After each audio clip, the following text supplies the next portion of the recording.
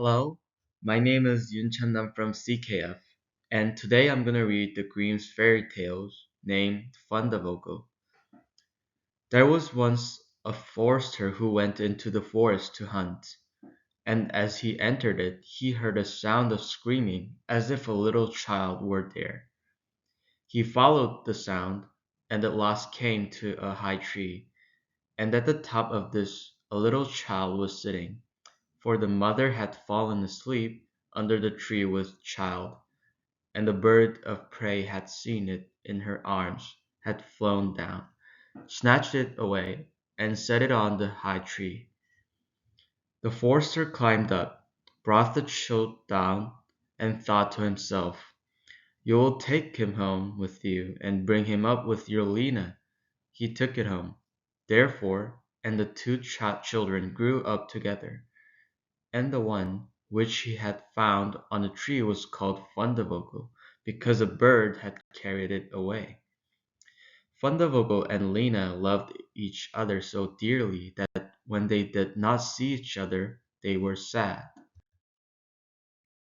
Now the forester had an old cook, who one evening took two pails and began to fetch water, and did not go once only, but many times, out to the spring. Lena saw this end and said, "Listen, old Santa, why are you fetching so much water? If you will never repeat it to anyone, I will tell you why." So Lena said no, she would never repeat it to anyone.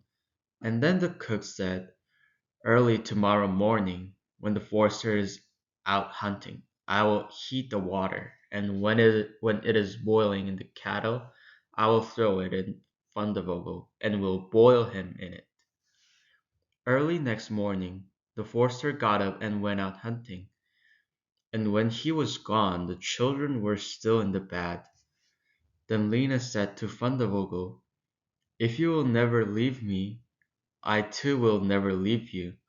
Fundevogel said, "Neither now nor ever will I leave you." Then said Lena, "Then will I tell you. Last night old Santa carried so many buckets of water into the house that I asked her why she was doing that, and she said that if I would promise not to tell anyone, and she said that early tomorrow morning when father was out hunting, she would set the kettle full of water, throw you into it, and boil you, but we will get up quickly, dress ourselves, and go away together." The two children therefore got up, dressed themselves quickly, and went away. When the water in the kettle was boiling, the cook went into the bedroom to fetch Fundevogel and throw him into it. But when she came in and went to the beds, both the children were gone. Then she was terribly alarmed, and she said to herself, what shall I say now when the forester comes home and sees that the children are gone? They must be followed instantly to get them back again." Then the cook sent three servants after them, who were to run and overtake the children. The children, however, were sitting outside the forest, and when they saw from afar the three servants running, Lena said to Fundevogel, "Never leave me, and I will never leave you." Fundevogel said, "Neither now nor ever." Then said Lena, "Do you become a rose tree, and I the rose upon it." When the three servants came to the forest, nothing was there but a rose tree and one rose on it, but the children were nowhere. Then said they, "There is nothing to be done here." And they went home and told the cook that they had seen nothing in the forest but a little rose bush with one rose on it.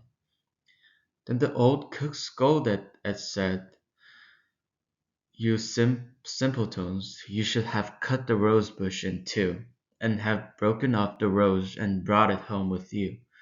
Go, and do it at once." They had therefore to go out and look for the second time.